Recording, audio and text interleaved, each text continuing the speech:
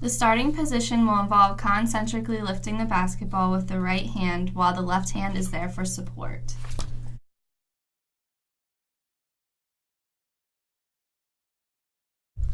The basketball shot includes 3 phases, which will be lifting the ball, releasing the ball, and the follow-through.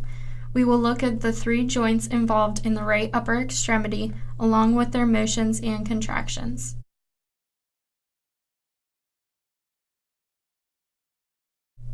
After initiating the starting position, you will find the glenohumeral joint in flexion, the elbow in flexion, and the wrist in extension.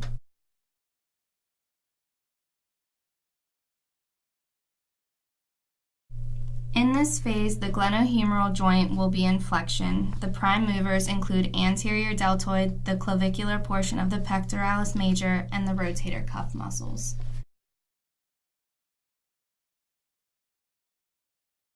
The second joint used to lift the ball is the elbow joint, which will be in flexion while the forearm is pronated. In order to flex the elbow, the biceps brachii, brachialis, and brachioradialis muscles will be used, and for forearm pronation, the pronator teres and pronator quadratus muscles will be used.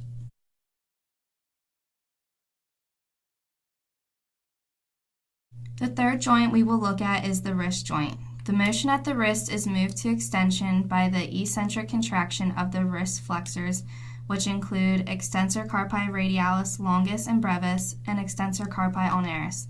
The wrist position is then held by the isometric contraction of the wrist flexors.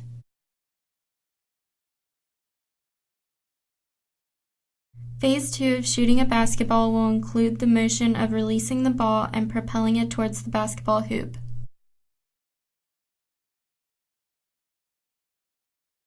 The concentric contraction at the glenohumeral joint muscles is shoulder flexion. The prime movers of shoulder flexion are the anterior deltoid and the rotator cuff muscles.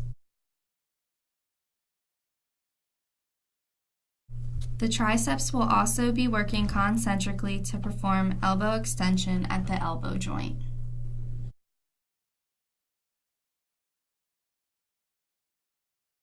The wrist goes into flexion by the flexor carpi radialis and flexor carpi ulnaris muscles by a concentric contraction.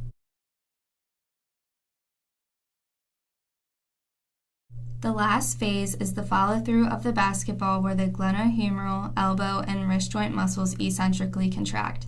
This phase will have the arm coming back to neutral after releasing the ball.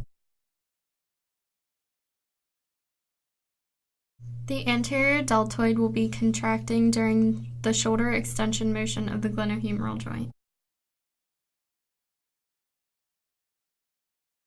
When the elbow is extending, the muscles will include the biceps brachii, brachialis, and brachioradialis muscles eccentrically contracting.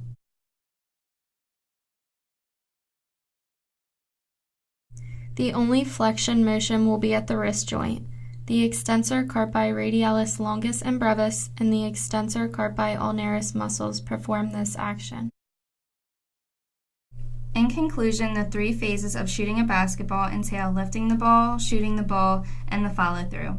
In these phases, we looked at the concentric and eccentric contractions of the glenohumeral, the elbow, and the wrist joint muscles. If and when these motions are combined, a proper basketball shot will be attained.